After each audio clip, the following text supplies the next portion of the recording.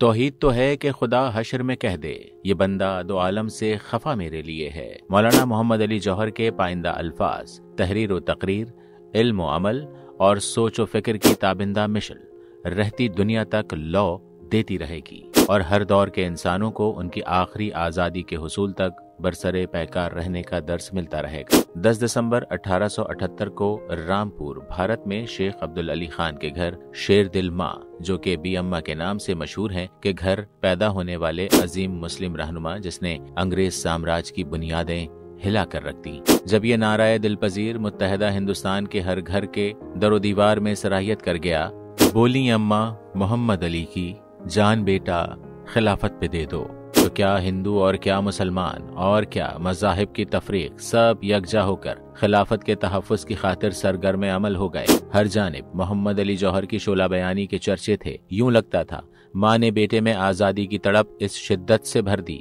اب یہ نوجوان ہندوستان کی آزادی کے حصول کے بنا کہیں رکنے والا نہیں ہے۔ دراصل مولانا محمد علی جوہر کی شخصیت اور کردار کی تعمیر میں ان کی والدہ بی اماں کا بنیادی کردار تھا۔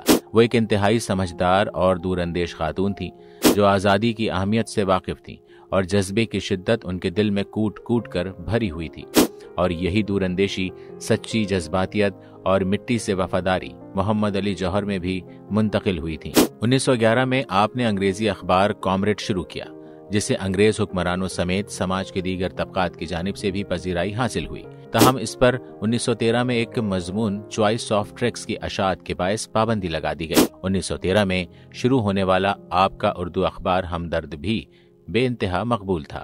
بالآخر اس کا بھی یہی انجام ہوا اور انگریز مخالف مضامین کی اشاعت کے نتیجے میں آپ کو قید و بند کی صحبتیں بارہا اٹھانی پڑیں۔ مولانا محمد علی جوہر نے اپنے سیاسی کیریئر کا سفر 1906 میں مسلم لیگ کے رکن کی حیثیت سے آغاز کیا۔ 1917 میں آپ کو متفقہ طور پر مسلم لیگ کا صدر منتخب کر لیا گیا۔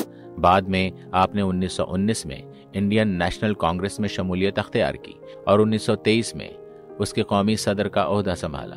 آپ ساری زندگی ہندوستان کی آزادی کے زبردست حامی اور تحریک خلافت کے علم بردار رہے۔ آپ نے 1920 میں تحریک خلافت کے لیے لندن جانے والے ایک وفد کی قیادت بھی کی۔ 1930 میں خرابی صحت کے باوجود آپ نے گول میز کانفرنس میں شرکت کی، جہاں آپ کا وہ مشہور زمانہ بیان ریکٹ پر موجود ہے، یا تو مجھے آزادی دو یا مجھے میری قبر کے لیے 2 گز جگہ دے دو، میں کسی غلام ملک میں واپس نہیں جانا چاہتا۔